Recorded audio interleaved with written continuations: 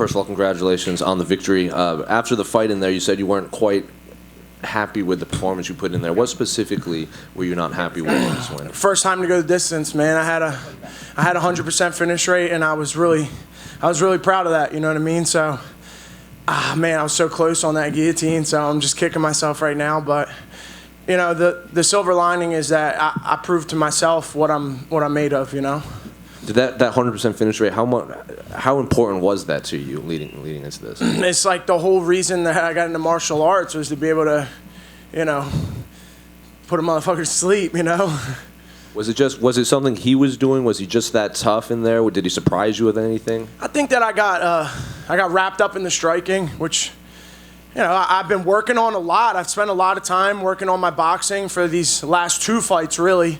And, you know, I kind of, for what it's worth, I got away from my bread and butter, which is the grappling. And, you know, by the time that I got back to it, I had exerted myself a lot in that first 2 rounds. I was going to ask, in the last fight when you fought Nick, you were very proud that you took him down to his world. Obviously, a lot of the narrative with this is he trains with Glover, he trains with Alex Beheaded. So in the back of your mind, you're like, I want to show the crowd that I can also strike with this guy too?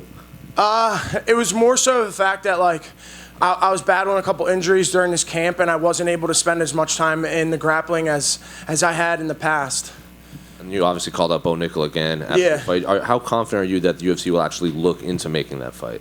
Honestly, I don't care. Like, if he doesn't want to fight me, it is what it is. But, you know, he's going to have to shut his mouth and stop talking shit, you know what I mean? Because if not, like, I'm going to see him eventually, you know? Have you run into him in person at all recently?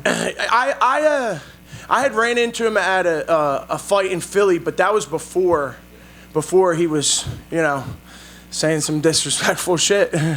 Gerald Mearshart also tweeted that you called him out too when he had a gif of like someone sad walking down the street. Is that a fight that you still be interested to? Yeah, absolutely. I know that I think he's booked for next week or 2 weeks. It might be January, you know, and you know, he called me out after his last fight, so we tried to get that booked, but he wanted more time. So, you know, and then Wellington's name came up, and it was on this card that I really wanted. So, yeah, you know, I'm down. Yeah. And DC was saying a story that you're one of the first people to have like a grappling match or something. What exactly was that? So in 2013 was the first NCAA event here at Madison Square Garden, and we wrestled Missouri. So they flipped a coin to see what weight they would start at, and it was 184. So, I mean, I'm the first ever wrestling match here. So, yeah, that's my story. Congratulations. Just over here. Yeah. You said, obviously, previously that you've been calling Bo out for a long time, and you keep saying no. You also said that you wanted to prove that you're the best grappler in the division. You know, if they do match you up eventually, how do you think that goes down? So I never really thought that he would fight me, but I thought that he would accept it for a Fury grappling, which is what I wanted. But I just think I'm too dangerous on the ground for him. I welcome the challenge for sure. You know, I know how good I am against the best in the world. I train with literally the best fighters in the world at Marquez MMA and Daniel Gracie. So, yeah, I know where my skills lie and my abilities, and I know how much I believe in myself. And in terms of time frame, when are you looking to get back in there again? I mean, I would like to get a couple injuries checked out, but nothing serious. That March looks great. I know they're going to London. That would be, man, like if fighting in MSG isn't like at the top of my list of you know, to my bucket list, then the O2 Arena is definitely up there for sure.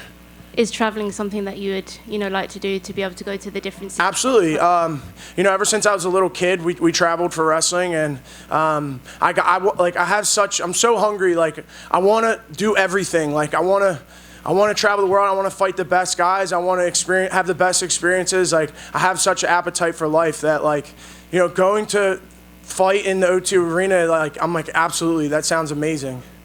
And of course, if you can't get Bo or Gerald, you know, obviously for March, is there anyone else in the division? That someone in the top 25. You know, I think it's time. I think I've been brought up right, and I have had good matchups But I think it's time. I mean, especially if I get a new contract, I'm certainly ready to fight guys in the top 25. Absolutely. My striking is where I'm really confident in it right now. My grappling, I'm really confident, and I just feel like I'm ready for that level.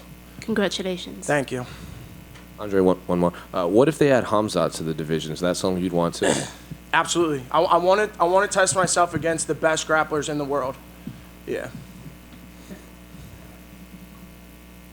All good.